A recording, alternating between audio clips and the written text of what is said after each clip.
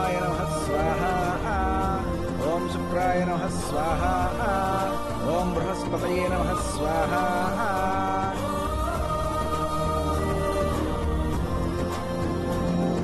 బాబాయ్ ఏం చేస్తావో నాకు తెలీదు.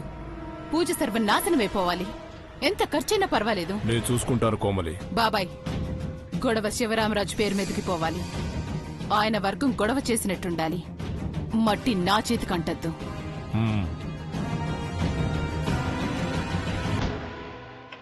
అమృత గడియలు పూర్తయ్యేలోపు యాగం పూర్తవ్వాలి. యాగం పూర్తయ్యే వరకు నువ్వు ఈ యాగశాల నుండి మీ మేనమావను వదిలి వెళ్ళకూడదు. గురువుగారు, నా అల్లుడుకున్న దోషం పోయి మృత్యుంజయుడవ్వాలి.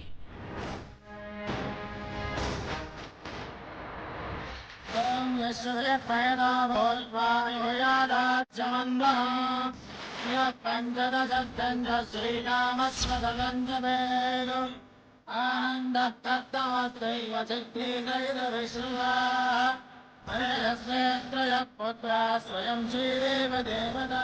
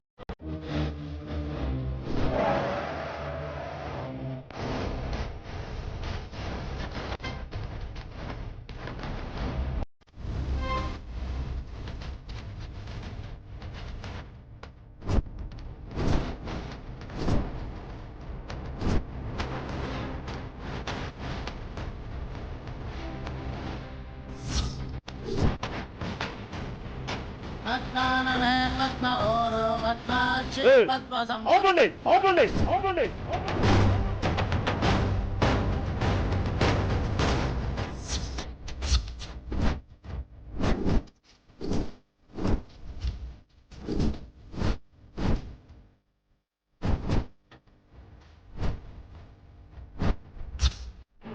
మా శివరామరాజు గారు పరువు తీసి ఆయన చెల్లెల జీవితాన్ని నాశనం చేసి మీరు మీ కుటుంబంతో కలిసి పూజలు యాగాలు చేయిస్తున్నావా?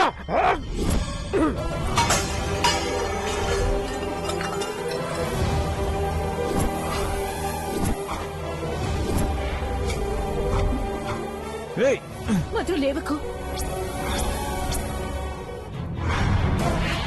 శివరామరాజు అంటే మా బావ.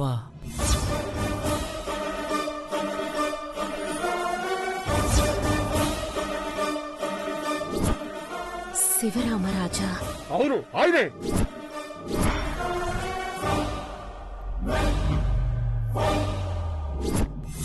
పాతికేళ్లుగా ఆయన అవమానంతో రగిలిపోతుంటే మీరు మీ కుటుంబం అంతా కలిసిపోయి సంబరాలు చేసుకుంటున్నారా?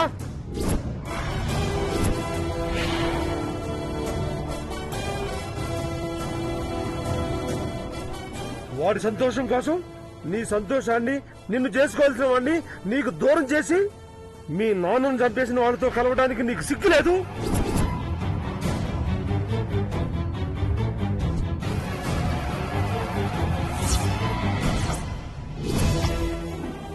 మధు వద్దు నాన్న, పూజ మధ్యలో లేవకూడదురా. అమ్మా, వాడిని అంత మాట అంటుంటే నేను ఎలా ఊరుకుంటాను? ప్లీజ్ నాన్న, నీకు దండం పెడతాన్రా. కూర్చో నాన్న. పూజ నాపొద్దు. వెళ్ళండి వెళ్ళండి ఇక్కడి నుంచి.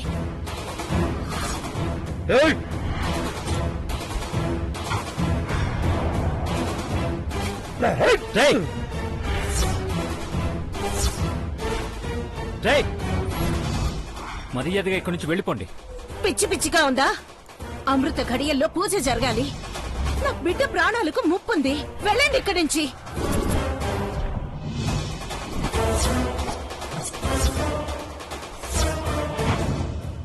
వెళ్ళండి వెళ్ళండి ఇక్కడి నుంచి. అసలు ఎవరయ్యా మీరు?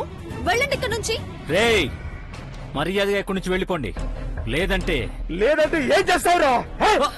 నాన్న నానా ఏమండి? రేయ్, మా మామ మీద చేయేస్తావా?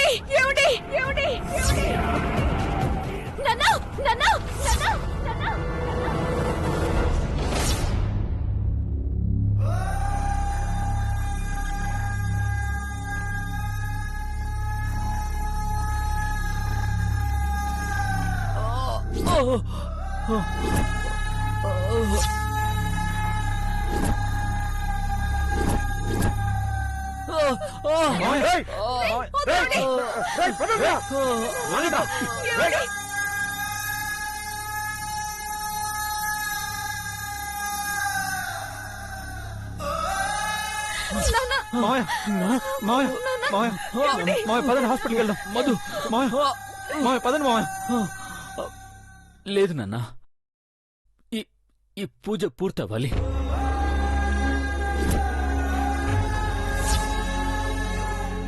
అది కాదు మావయ్య. రే, నా చెల్లెల్ని చూడరా.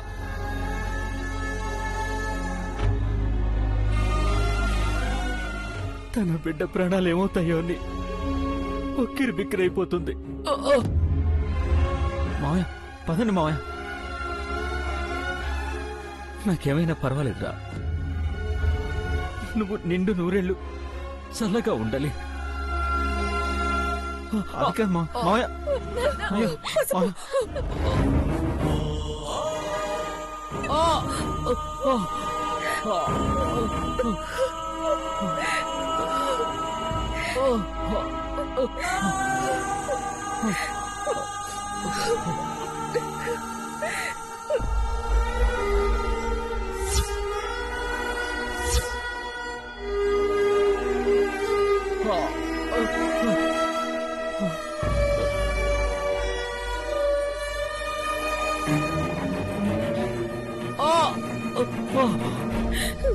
ఏమండి?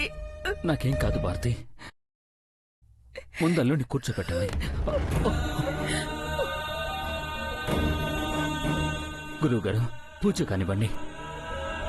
ఈ దరిద్రబ్దంతో హారతిస్తే అన్ని సవ్యంగా జరుగుతాయని చెప్పారు. ఇదేనా జరగడం? ఏం వదినా, మాట్లాడండి.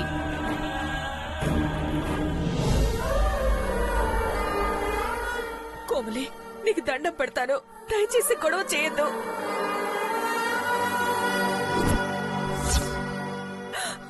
పూజారి గారు, పూజ మొదలు పెట్టండి. మొదలు పెట్టండి. నువ్వు కూర్చోమ్మా.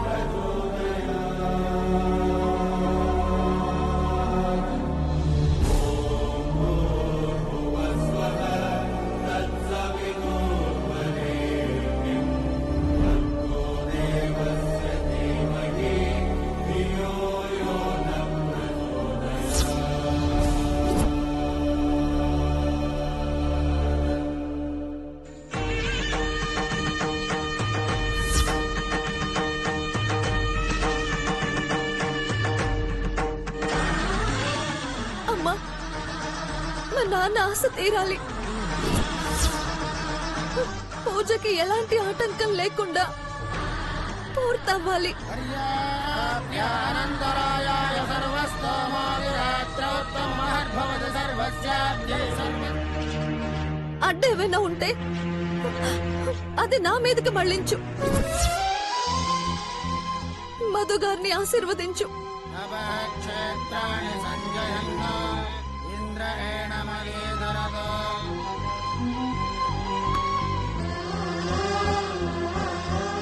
అయ్యా, అమ్మవారికి అభిషేకించిన పసుపు నీళ్ళతో మీ అల్లుడికి అభిషేకం చేయాలి. పంచభూతాల సాక్షిగా ఎలాంటి అరిష్టం జరగకుండా కాపాడుతుంది. వెళ్ళండి.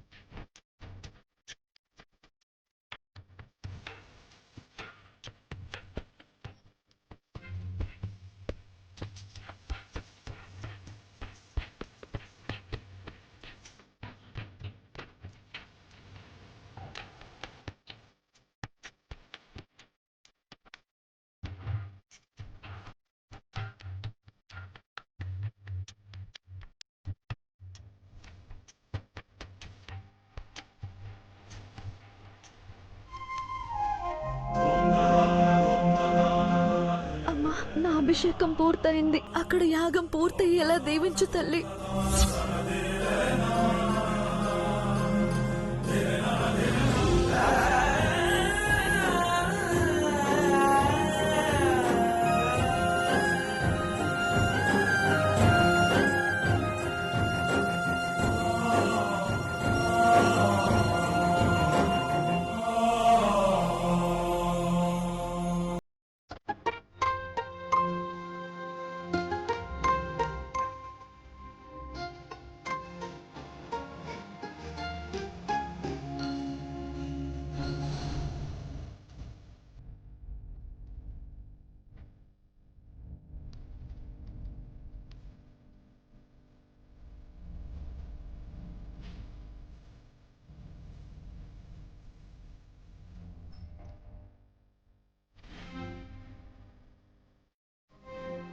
బ్రాహ్మణి, నా అల్లుడు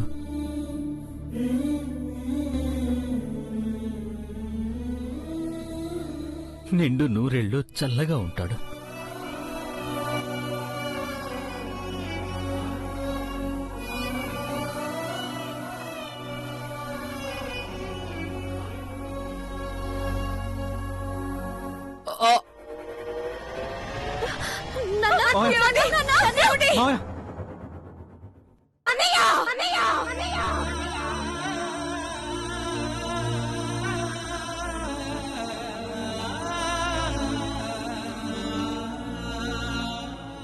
అన్నయ్యానా? రావణి, ఇంకొక్కసారి అన్నయ్యని పిలువమ్మా. అన్నయ్య,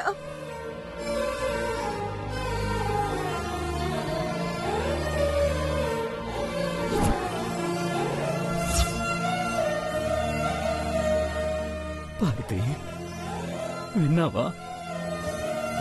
నా చెల్లెలు నన్ను అన్నయ్య అని పిలిచింది. 25 ఏళ్లుగా ఆ పిలుపుకి దూరం అయ్యాను. చాలు, చాలమ్మా. నేను పోయేలోపు ఈ అన్నయ్యను చేరదీస్తావనుకోలేదు.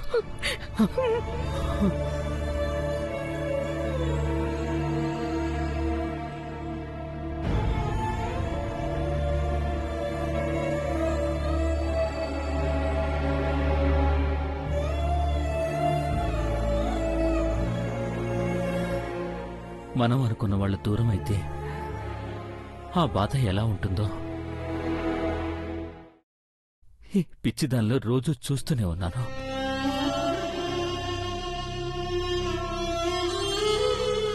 నా కూతురికి మా అమ్మ పేరు పెట్టుకున్నాను. బ్రాహ్మణిని ఎలాగైనా మన ఇంటికి తీసుకురామ్మా అని నాన్న భారతి దగ్గర మాట తీసుకున్నాడు.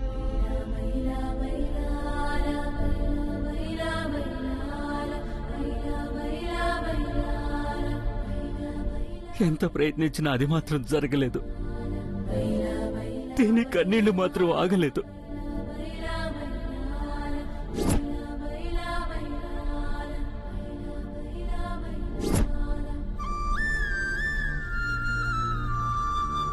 నా భార్య పడిన బాధ నువ్వు పడకూడదు.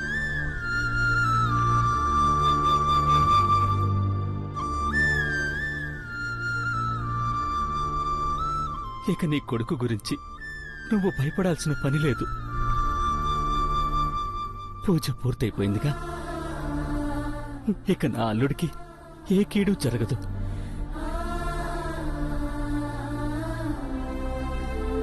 మావయ్య, ఏమండి? బావా,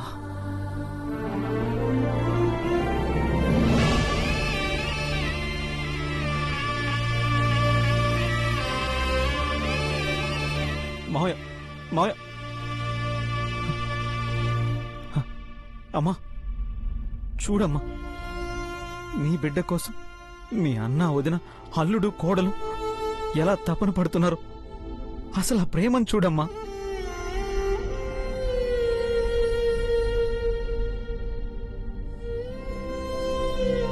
కష్టపడితే కోట్లు సంపాదించొచ్చేమో గాని తోడుండే ఇలాంటి కుటుంబాన్ని సంపాదించలేమమ్మా.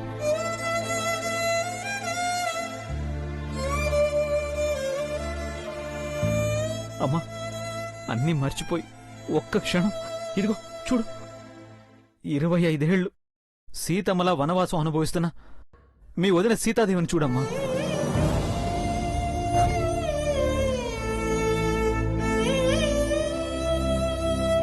అమ్మా, చెల్లెలి ప్రేమ కోసం, అల్లుడి ప్రాణం కోసం తన ప్రాణాన్ని లెక్క చేయని మావయ్యని చూడమ్మా.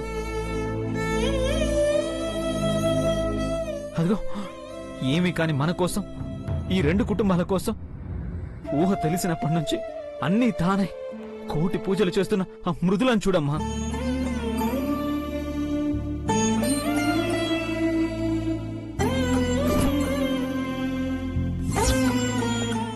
ఇంత కుటుంబాన్ని దూరం చేసుకోద్దమ్మా. అమ్మా, రాయిలా మారిన నీ మనసుని కదిలించమ్మా.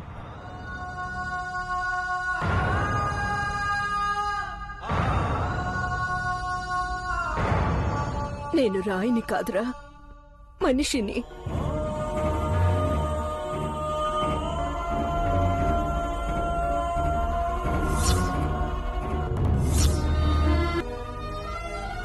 నా అన్న చేతికి గాయమైతే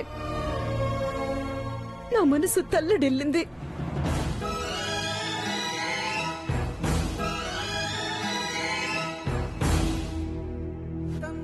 అన్న చెల్లెలు, బంధాలు, బంధుత్వాలు, వాటి మధ్య సంతోషాలు దొరుకుతాయి. తీసుకోరా అని దేవుడు మన చుట్టూ పెడితే వాటిని వదిలేసుకొని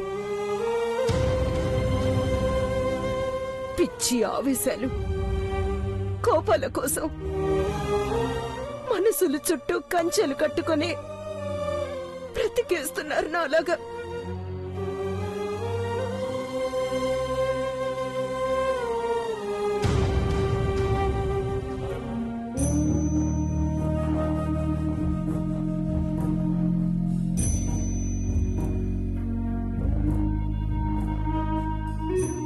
అన్నయ్య